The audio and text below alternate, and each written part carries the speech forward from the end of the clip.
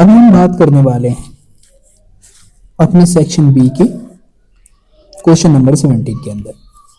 ये पेपर है सीबीएसई का, सीबीएसई 2024 का, और ये जो हमारी वीडियो है, सेकंड वीडियो है of this paper. Alright, be ready and understand each point. यहाँ पे कह रहे हैं right the reaction involving in the following. पहली रिएक्शन है Reimer Tiemann reaction. It is one of the important reaction, जो इससे रिलेवेंट क्वेश्चन जो भी आते रहते हैं वो पूछे जाते हैं इसमें। तो हम अगर रीमैन-टीमैन की बात करें तो रीमैन-टीमैन के अंदर सबसे पहले आपको जानना ये जरूरी है कि इसमें रिएक्टेंट क्या क्या होते हैं। तो रिएक्टेंट इसमें होगा पहली चीज फिनॉल, दूसरी चीज रीमैन-टीमैन में जो चीज आपको मिलेगी वो है क्लोरोफॉर्म, एंड ये रिएक्शन होती है in the presence of NaOH। ये सारी चीजें क्या है, रिएक्टेंट है। इनका प्रोडक्ट जो बनता है वो बनता है इसका, जिसको बोलते हैं सैलिसिल्डिहाइड। ये बन के आता है इसका प्रोडक्ट सैलिसिल्डिहाइड। ऑलराइट, तो लेट्स से ये रही आपकी फिनॉल, ये फिनॉल है। सबसे पहले क्या होगा, रिएक्शन होगी आपकी NaOH से, और हम जानते हैं कि भाई जो फिनॉल है ना तुम्हारी, ये होता है एसिड और NaOH है base.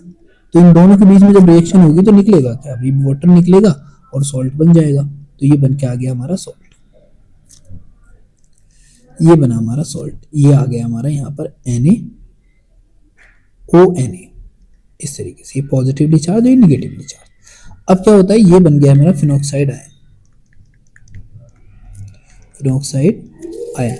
As the phenoxide ion is ready, now the reaction will take place in such a way कि यहां पर ये है हमारे पास क्लोरोफॉर्म, ठीक है। और ये बॉन्ड जो है, जो आपको अभी ये बॉन्ड दिख रहा है, ये बॉन्ड यहां से टूटता है, अटैक करता है और Cl निकल के बाहर। तो इस तरीके से तुम्हारे पास जो बन के आया वो कुछ ये बन के आता है। यहां पे जाता है C, एक बॉन्ड टूटा है तो इधर H, और इधर आ जाएगा पॉजिटिव चार्ज। जो पॉजिटिव चार्ज किससे बैलेंस हो जाता है, इस वाली नाइट्रोजन से, और ये है Cl और एक H ये रहा, ठीक, और ये बॉन्ड है। अब क्या होगा कि जैसे आपने देखा कि इस स्टेप के अंदर जो बेंजीन रिंग थी वो एरोमेटिक थी, लेकिन इस वाले स्टेप के अंदर वो बेंजीन रिंग का एरोमेटिसिटी लॉस हुई है, यानी कि यहाँ पर ये बॉन्ड टूटा है तो जो सर्कुलेशन ऑफ इलेक्ट्रॉन है वो क्या हो गया, खत्म हो गया। तो इन that condition it will now, ये लॉस ऑफ एरोमेटिसिटी है, एरोमेटिसिटी, ठीक है। अब ये क्या करेगी, रीगेन करेगी, इनके गेन ऑफ एरोमेटिसिटी होगा, ठीक। और जब गेन ऑफ एरोमेटिसिटी होता है तो इसमें होता क्या है कि ये सारा बॉन्ड यहां से टूटता है हाइड्रोजन का और ये इधर चला जाता है, ठीक है। और दोबारा से हमको जो मिलने वाली चीज है वो क्या मिल जाएगी, अभी यहां पे बना रहा हूं उसको, हमको मिल जाएगी ONa, ये आ गया हमारा C, और ये है Cl, और एक Cl ये है, और ये हो जाएगा H। अब क्या होगा, दोबारा से रिएक्शन होगी हमारी NaOH के साथ, ठीक। अब ये देखो Cl बाहर लगी हुई है और ये NaOH है, तो आप लोग अच्छे से जानते हैं कि यहाँ पे जो रिएक्शन होने वाली है वो रिएक्शन होगी न्यूक्लियोफिलिक सब्स्टिट्यूशन रिएक्शन। यानी कि ये जो न्यूक्लियोफाइल है ये जाएगा, अटैक करेगा, ये निकाल देगा, दूसरा वाला जाएगा, अटैक करेगा, इस वाले Cl को निकाल देगा। यानी कि इस तरीके से आपको यहाँ पर दोनों जगह पर OH जुड़ते हुए नजर आएंगे, कुछ इस तरीके से। ये एक OH ये लग गया, एक OH ये लग गया, एक H ये लग गया, ठीक। अब in that condition what you see, let's, जब किसी भी एक हाइड्रोजन के ऊपर, जब किसी एक कार्बन के ऊपर एक से ज्यादा OH हो जाए तो यहां पे होता है फिर एलिमिनेशन ऑफ वाटर, ये, और यहां से हमारा -H2O निकल जाएगा और हमारे पास बन के आता है ये COH, और यहां पर है ONa, positive negative. In that condition what you do कि अगर तुम इसका एसिडिक हाइड्रोलाइसिस करा दो, ठीक, तो तुम्हारे पास ये बन के आएगा अब डायरेक्टली कि आपका जो Na था वो निकल गया और ये बन गया आएगा कुछ ऐसा। इसको बोलते हैं हम यहाँ पे Na निकल गया है तो यहाँ पर H जुड़ गया है, तो इसको बोल देंगे हम सैलिसल्डिहाइड। सल्डिहाइड कुछ इस तरीके से ये रिएक्शन है पूरी। लेकिन अगर तुम इस रिएक्शन को शॉर्ट में लिखोगे डायरेक्टली, यानी कि ये स्टेप लेना है और इस रिएक्शन को सिर्फ और सिर्फ तुमको इतना दिखा देना है, ये मतलब अगर मैकेनिज्म पूछे then you can go with that. अगर मैकेनिज्म नहीं पूछ रहा है वो, ठीक, तब तो एक ही तरीका है और वो मुझको लगता है बेस्ट तरीका है, जिसको तुम बिल्कुल सिंपली कर भी सकते हो, ज़्यादा दिमाग यूज़ करने की ज़रूरत ही नहीं है उसके लिए। ठीक, सिंपली तुमको दिखाना होता है कुछ ऐसे, अगर रट्टा मारना है तो फिनोल रिंग इस तरीके से, प्लस यहाँ पर आ जाता है तुम्हारा, ठीक, और यहाँ पे लेना पड़ता है फिर साथ में 4 टाइम रिएक्शन करवाओगे तो आपके पास प्रोडक्ट बन के आएगा ये। तो ये है इसकी शॉर्टकट।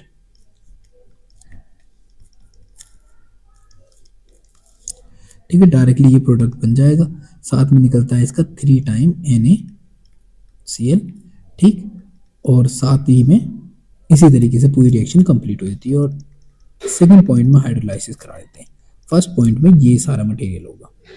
ठीक, तो रिएक्शन तुम्हारी कंप्लीट। इस तरीके से क्या कर सकते हो तुम, इस रिएक्शन को अप्रोच कर सकते हो and then you can answer it. अब बात करने वाले हैं हम दूसरी रिएक्शन की, जिसको हम बोलते हैं कोलवे। ठीक, कोलवे रिएक्शन। कोलवे के अंदर क्या होता है, इसका जो फाइनल प्रोडक्ट बन के आता है, कोलवे का फाइनल प्रोडक्ट होता है सैलिसिलिक एसिड।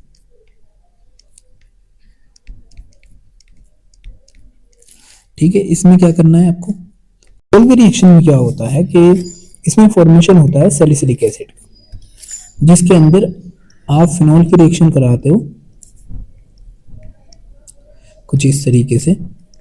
इसकी मैकेनिज्म तुमको प्रोवाइड करूंगा, बस तुमको क्या करना है, सबसे पहले रिएक्शन करवानी है NaOH और CO2 से फर्स्ट स्टेप में, और सेकेंड स्टेप में क्या करना होता है, हाइड्रोलाइसिस करा देते हैं और तुम्हारा प्रोडक्ट बन के आता है हमेशा ये सा वाला COOH। इसे बोलते हैं salicylic acid and it's very important, क्योंकि इसका यूज किया जाता है बहुत सारी मेडिसिन और फेशियल क्रीम्स वगैरह बनाने में, इसका यूज करते हैं। Now we reach to question number 18। इस 18 में क्या होता था, क्वेश्चन नंबर 18 के अंदर what you see, can a structure of major monohalo product बताइए। पहली रिएक्शन, तो पहली रिएक्शन में अगर आप इसमें देखोगे तो यहाँ पे करवा रहे हैं आप Br2 से रिएक्शन हीट और लाइट के प्रेजेंस में। याद क्या रखना है कि जब भी कोई केमिकल रिएक्शन कराई जाए और प्रेजेंस आ जाए लाइट की, तो लाइट की प्रेजेंस में हमेशा रिएक्शन होती है ब्रांच पर, और डार्क की कंडीशन में जो रिएक्शन करवाई जाती है कैटलिस्ट वगैरह की प्रेजेंस में, तो रिएक्शन होती है यहाँ पर। तो इसको बोलते हैं डार्क रिएक्शन यहाँ पर होंगी और लाइट की रिएक्शन यहाँ पर होगी। ठीक, तो इस तरीके से बांट लो तुम इसको। अब क्या है, हमको फाइंड आउट करना है कि भाई देखो हमारे पास 2 पॉसिबिलिटीज है, एक बार तो Br मोनो में यहाँ जुड़ सकता है और एक Br यहाँ पे जुड़ सकता है। तो हम अभी देखते हैं कि क्या रहता है। ठीक, तो सबसे पहले हम लेस से यूं ही बनाते हैं, एक बेंजीन रिंग, यहाँ पे NO2 लगा दिया हमने, एक बार Br जुड़ जाएगा इस जगह, यानी कि CH2 की जगह यहाँ पे Br आ जाएगा, एक हाइड्रोजन रिप्लेस हो गया और यहाँ पर आ जाएगा वही CH3। दूसरा एक प्रोडक्ट और बनेगा इसमें। अब दूसरा प्रोडक्ट में क्या होता है कि ये तो NO2 रहना ही है, यहाँ पे क्या होगा CH2 और यहाँ पर भी CH2 और यहाँ पर जुड़ जाएगा Br। अब सवाल उठता है कि इन दोनों में मेजर कौन है, तो देखो भाई मेजर होगा ये और ये होगा माइनर। अब सवाल ये भी है कि भाई ये मेजर क्यों होगा, तो देखिए अगर मैं इस Br को यहाँ से निकालूं तो यहाँ पे चार्ज आएगा पॉजिटिव, जो पॉजिटिव चार्ज क्या चला जाएगा, रेजोनेंस में चला जाएगा, जिसकी वजह से जो इंटरमीडिएट फॉर्म हो रहा है वो ज्यादा स्टेबल होगा, दैट्स व्हाई ये मेजर होगा। यहाँ पर अगर ये Br को मैं निकाल देता हूँ तो पॉजिटिव चार्ज आ रहा है यहाँ पर, जो कि यहाँ से बहुत दूर है, यानी कि बीच में एक कार्बन आ गया। ठीक, तो इसकी वजह से क्या होगा, ये माइनर हो जाएगा। तो इसका मेजर प्रोडक्ट आप ये लिखेंगे। ये देखें, ये रिएक्शन है यहाँ पर, ये जो रिएक्शन होती है ये होती है free radical type, radical type reaction. यहां बात कर लेते हैं, यहां पे दे रखा है अनसेचुरेशन, ये है अनसेचुरेशन। और जब भी कहीं पर अनसेचुरेशन पाया जाए अदर देन एरोमेटिक, तो उस कंडीशन में क्या होती है, एडिशन रिएक्शन होती है। इसको बोलते हैं इलेक्ट्रोफिलिक एडिशन रिएक्शन। और वो रिएक्शन किसकी प्रेजेंस में, किसकी अकॉर्डिंग होती हैं अकॉर्डिंग टू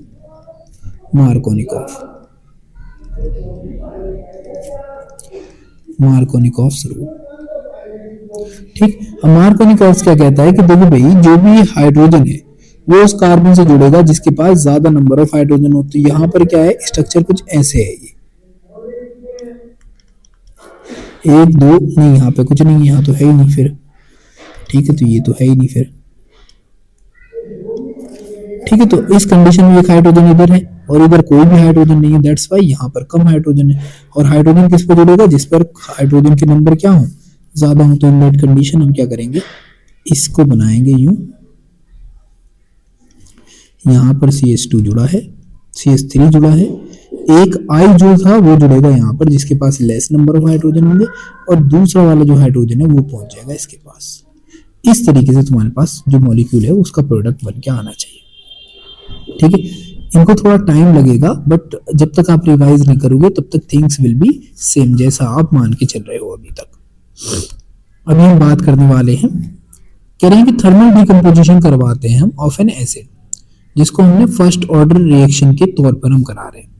जो रेट कांस्टेंट है उसका वो आता है ये 2.3 इंटू 10 की पावर -3। ठीक, किसी टेम्परेचर पर, टेम्परेचर की जरूरत भी नहीं है। कह रहे हैं how long it will take, यानी कि ये तुमसे जनरली टी पूछ रहे हैं। कह रहे हैं कि जिससे 3/4 of the initial concentration of the acid decompose, यानी कि जो 3/4 है इनिशियल कंसंट्रेशन का वो एसिड डिकम्पोज हो जाए। इतना बता दो कि भाई वो किस तरीके से आप करोगे। Okay, alright. तो हमको पहले, सबसे पहले चीजें निकालनी पड़ती हैं। उसके लिए हम क्या करेंगे कि भाई देखो, ऑर्डर जो है हमारे पास वो है 1। ठीक, के जो दे रखा है वो दे रखा है 2.3 इंटू 10 की पावर -3 पर सेकेंड। बहुत अच्छी बात है। फिर कह रहे हैं कि कितना टाइम लगेगा, यानी कि टी पूछ रहे हैं ये, और कह रहे हैं कितना कम हो जाए, लगभग इतना कम हो जाए इनिशियल कंसंट्रेशन को। तो जैसे मैंने इनिशियल कंसंट्रेशन मानी है 1। अब कह रहे हैं इतना डिकम्पोज हो जाए, तो 1 में से मुझको इतना डिकम्पोज करना है, तो मुझको मिल जाएगी फाइनल कंसंट्रेशन। तो मुझको फाइनल मिलेगी 1 - 3/4। चलो एलसीएम ले लो दोनों का, तो यहाँ पर हो जाएगा 4, ये भी हो जाएगा 4/3, यानी कि 1/4 जो आ गई मेरे पास फाइनल कंसंट्रेशन आ गई। अब मुझको क्या पता करना है कि भाई ये बता दो टी क्या है। अब टी के लिए क्या करूंगा, मैं यूज करूंगा फॉर्मूले का। तो ठीक है, फॉर्मूला यूज कर लेते हैं। तो फॉर्मूले के अंदर हमको क्या करना है वो हम देख लेते हैं। तो इसका फॉर्मूला होता है जनरली टी इक्वल टू, फिर इसके बाद क्या करना है हमको कि यहाँ पे हम रखेंगे 2.303 इंटू, यहाँ पे आएगा के, यहाँ पे लेंगे हम लॉग, और ये आएगा मेरा इनिशियल कंसंट्रेशन, और ये आ जाएगी मेरी फाइनल कंसंट्रेशन। ऑलराइट, इस तरीके से हमारे पास फॉर्मूला बन गया। ये फॉर्मूला लिखना बड़ा कंपलसरी है जी, क्योंकि अगर तुम इस फॉर्मूले को लिखोगे नहीं, then the condition will not be in your hand at all. ठीक है, तो आपको ये फॉर्मूला लिखना ही लिखना है, because it is really important कि तुम फॉर्मूले के साथ क्या कर रहे हो। ऑलराइट, क्योंकि इसके अलग से तुमको मार्क्स मिलने वाले हैं, तो इसका जनरली मार्क्स होता है हाफ, यहाँ पर इस क्वेश्चन के अकॉर्डिंग। अब हम क्या करेंगे, यहाँ पर वैल्यूज रखना शुरू करते हैं। तो मुझको चाहिए था टी, तो लेट्स से मुझको चाहिए है टी। यहाँ पे लिखूंगा मैं 2.303, यहाँ पे लिख दूंगा मैं जो के की वैल्यू दे रखी है मुझको 2.3 इंटू 10 की पावर -3। फिर यहाँ पे आ गया लॉग, इनिशियल कंसंट्रेशन थी मेरी 1, तो मैं ऊपर रख दूंगा 1, और फाइनल कंसंट्रेशन अभी निकाली थी मैंने 1/4, कुछ इस तरीके से। अब क्या करूंगा मैं, अब करना है मुझको कि इसकी कैलकुलेशन, लॉग की कैलकुलेशन करनी है। तो लेट्स से हम लॉग की कैलकुलेशन कर लेते हैं। भी क्या आएगी हमारी लॉग की कैलकुलेशन, उसको भी देखना बड़ा जरूरी है। तो let's talk about the log. तो ये लॉग जो है, जो 1/4 लिखा है, तो ये 4 पहुंच जाएगा ऊपर। इस तरीके से मेरे पास जो फॉर्मूला आएगा वो आएगा टी इक्वल टू 2.303। ऐसा क्यों ना मैं ऐसा करूं, फॉर अ सेकेंड इसको 2.3 लिख लूं, क्योंकि ये मेरा 2.3 है, ये भी 2.3 होगा तो कट जाएगा, बच्चे का थोड़ा फायदा हो जाएगा। ठीक, इंटू 10 की पावर -3, यहाँ पे क्या लिख देते हैं लॉग, और ये आ जाएगा 4।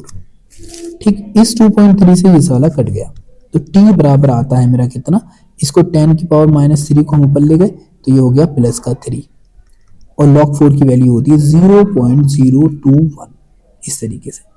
Now multiply both of them और तुमको पता चलेगा कि तुम्हारा आंसर आ गया इतने सेकेंड, ये तुम्हारा आंसर है। ठीक है, इस तरीके से आपको हाफ यहाँ पे मिल जाएगा, हाफ यहाँ पे मिलता है आपको वैल्यू रखने का, हाफ मिलता है तुमको इस जगह पे, और देन हाफ मिल जाता है यहाँ पर, आपके 2 मार्क्स पूरे। ठीक, और क्या, कितने मार्क्स लोगे तुम? फिलहाल इन दोनों को मिला के, यानी कि आपको छोटे छोटे करके मार्क्स दिए जाते हैं, and that what you really need to work on. अब हम आ गए अगले क्वेश्चन पर, और अगला क्वेश्चन है हमारा ये सा वाला। क्या कह रहे हैं काउंट फॉर द फॉलोइंग, इसके बारे में बताएं। पहला क्वेश्चन कहता है कि भाई जो एसिटाल्डिहाइड है वो मोर रिएक्टिव होता है then CH3COCH3 toward the reaction with HCN, HCN के लिए रिएक्शन करने के लिए। तो देखो HCN तो कांस्टेंट है, इसकी तो कोई बात ही नहीं करनी कि भाई कौन सा क्या है वगैरह वगैरह, कुछ भी होता तो अगर वो कांस्टेंट है तो उसका कोई लेना देना है इन्हीं चीजों से। तो हमें बात करना है अब अपने एल्डिहाइड के बारे में। ये रहा मेरे पास एल्डिहाइड, और ये रहा मेरे पास कीटोन।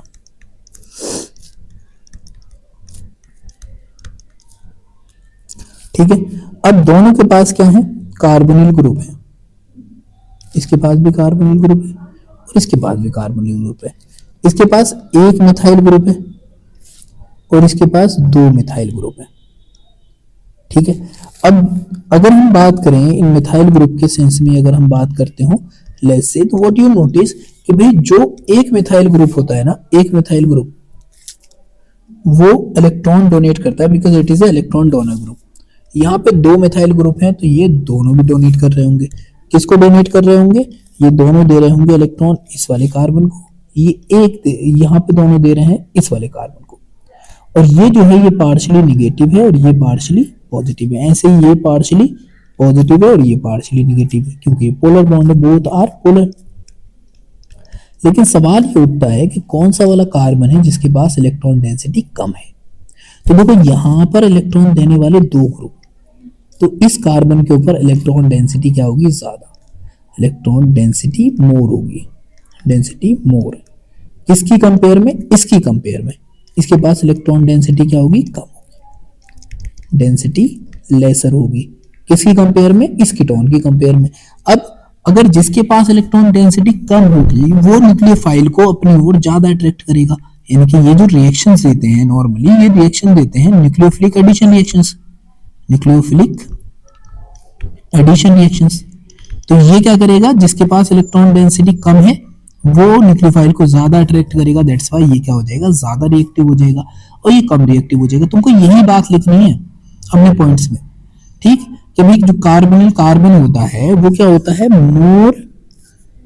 मोर इलेक्ट्रोफिलिक सेंटर है, इलेक्ट्रोफिलिक सेंटर है, यानी कि वो जो इलेक्ट्रॉन रिच को ज्यादा अपनी ओर अट्रैक्ट करने वाला कार्बन है, ठीक?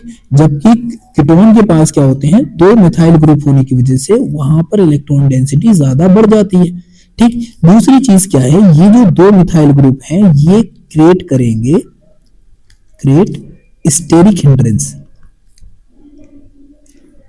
क्या क्रिएट करेंगे?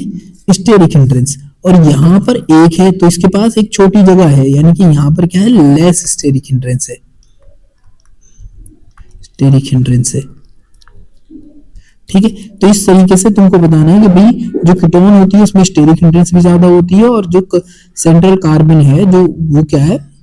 लेस इलेक्ट्रोफिलिक सेंटर है, दैट्स व्हाई यहाँ के कंपेयर में जो एल्डिहाइड होता है उसके पास क्या होती है? स्टेरिक हिंड्रेंस कम होती है और साथ में that is more electrophilic centre. तो यहाँ पर ये जो है ये ज्यादा रिएक्ट करने लगेगा, यानी कि एल्डिहाइड ज्यादा या मोर रिएक्टिव हो जाएगा, ठीक? तो 2 पॉइंट का आंसर है, बस इसको समझा के तुम्हें लिखना होता है। बाकी टीचर काफी समझदार है, वो समझ जाते हैं। You need to make sure कि भाई जो भी तुम उसको आंसर देने वाले हो उस आंसर की रिलेवेंसी कितनी है, ठीक? तो इस चीज को तुमको ध्यान रखना है। अब बात करने वाले हैं हम क्वेश्चन नंबर 2 पर। क्योंकि 2 वाले क्वेश्चन में इन्होंने क्या कर रखा है, इन्होंने कहा है कि देखो जी, carboxylic acid are higher boiling liquids than the aldehydes and ketones. ठीक, तो पहली चीज तो देखो कार्बोक्सिलिक एसिड का हम एक जनरल सा एग्जांपल ले लेते हैं, CH3COOH, और इसकी बात करते हैं हम अगर एल्डिहाइड की, तो एल्डिहाइड है ये।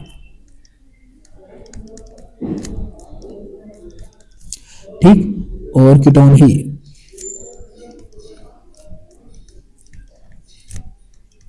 कुछ इस तरीके से। ठीक, अब देखो ये क्या है, जब तुम बात करते हो इसकी कार्बोक्सिलिक एसिड की, तो यहां पर जो हाइड्रोजन है वो जुड़ा हुआ है किससे, ऑक्सीजन से। दैट्स वाई इसकी इलेक्ट्रोनेगेटिविटी 2.1 और इसकी होती है यहाँ पर 3.5। इससे इनकी बॉन्ड के अंदर क्या आ जाती है, ज्यादा पोलैरिटी आ जाती है, और जब ज्यादा पोलैरिटी होती है तो यहाँ पे फॉर्मेशन होता है किसका, हाइड्रोजन बॉन्डिंग का, जो कि ना ही एल्डिहाइड में पॉसिबल है और ना ही कीटोन में पॉसिबल है। इसका मतलब क्या है कि यहाँ पर due to presence of hydrogen bonding, carboxylic acid have high boiling point. Alright, तो सिर्फ एक पॉइंट था, इस पॉइंट में अगर तुम आंसर रख दोगे तो ठीक है। और यहां पे दोनों के पास होती है सिर्फ पोलैरिटी, इसके पास पोलैरिटी भी है और साथ में हाइड्रोजन बॉन्डिंग भी है। That is what the advantage to this. अब बात करते हैं हम यहाँ पर ये केमिकल टेस्ट टू डिस्टिंग्विश। कह रहे हैं कि भाई पता लगाने का एक टेस्ट बताओ किन के अंदर जो ये पेयर दे रखे हैं। तो ये है तुम्हारा प्रोपेनॉल, ये होता है तुम्हारा प्रोपेनॉल, और ये है तुम्हारा प्रोपेनॉन। तुमको बताना है कि इन दोनों में डिस्टिंग्विश कैसे कर सकते हो। तो देखो पहली चीज यहां पर आप करवा सकते हो टोलिन टेस्ट। टोलिन टेस्ट आपका ये तो देगा लेकिन ये नहीं देगा। ठीक, दूसरा क्या करवा सकते हो तुम यहाँ पे, दूसरा करवा सकते हो फेलिंग टेस्ट। आपका फेलिंग टेस्ट ये तो देगा लेकिन ये नहीं देगा। दूसरा करा सकते हो तुम यहाँ पे हॉलो फॉर्म टेस्ट। आपका हॉलो फॉर्म टेस्ट ये कीटोन तो देगा लेकिन ये नहीं देगा। तो आप कोई भी इन टेस्ट में से नाम लिख दो, ठीक कि भाई इस टेस्ट के थ्रू हम कर सकते हैं, तो यहां पर तुम्हारा आंसर आ जाएगा। अब बात कर लेते हैं हम दूसरे की। दूसरे वाले में बोला है कि भाई बेंजल्डिहाइड है और बेंजोइक एसिड है, आप इन दोनों में से बताओ। बेंजल्डिहाइड ये होता है तुम्हारा, ठीक है, और बेंजोइक एसिड ये होता है।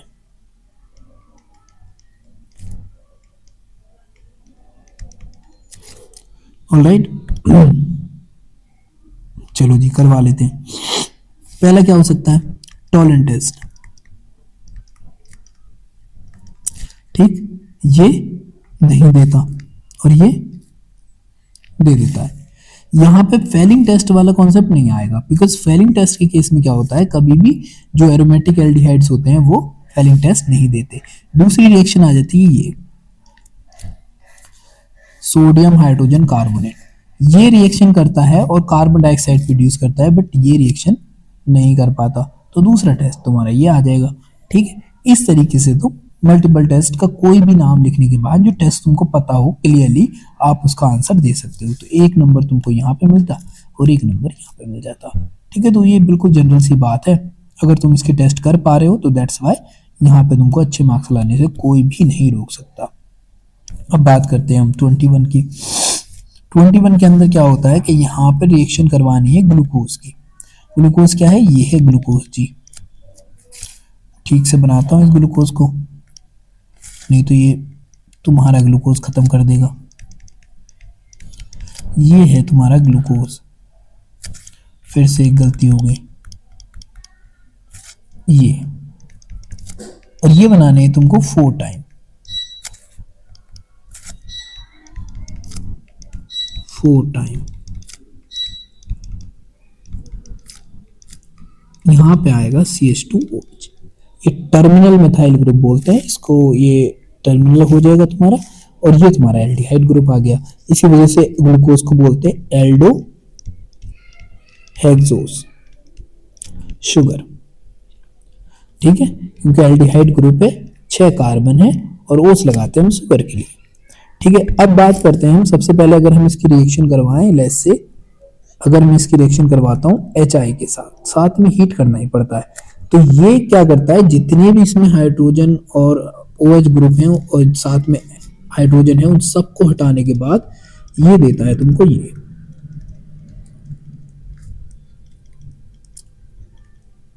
एन हेक्सेन, और it proves that the carbon in the glucose all the carbons are chained और लिंक्ड टू ईच अदर, यानी कि ये साथ में प्रूव क्या करता है, it proves that all the carbon atoms in glucose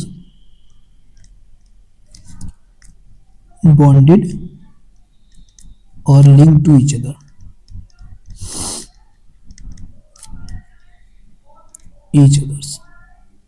ठीक।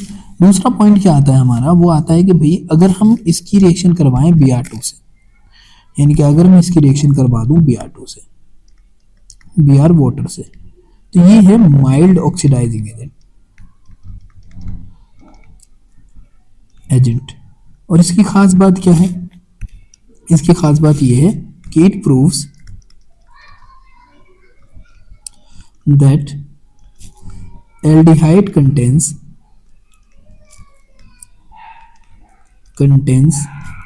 Aldehyde group, aldehyde glucose contain aldehyde group, ठीक। और प्रोडक्ट क्या बनेगा वो हम अभी देख लेते हैं। तो जब तुम जैसे इसकी रिएक्शन करवाओगे तो प्रोडक्ट बन के आता है ये,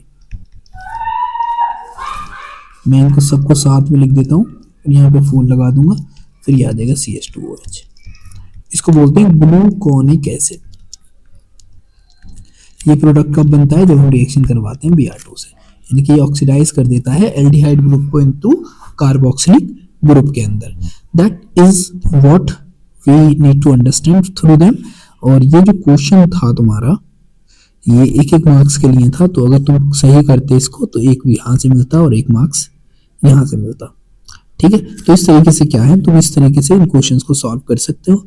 अब हम नेक्स्ट वीडियो में बात करेंगे सेक्शन C की। God bless you. और अगर कोई क्वेश्चन इससे रिलेवेंट तुम्हारे पास हो तो तुम मुझसे ऑफ कोर्स पूछ सकते हो, because it is really important कि हम इसके ऊपर डिस्कस करें।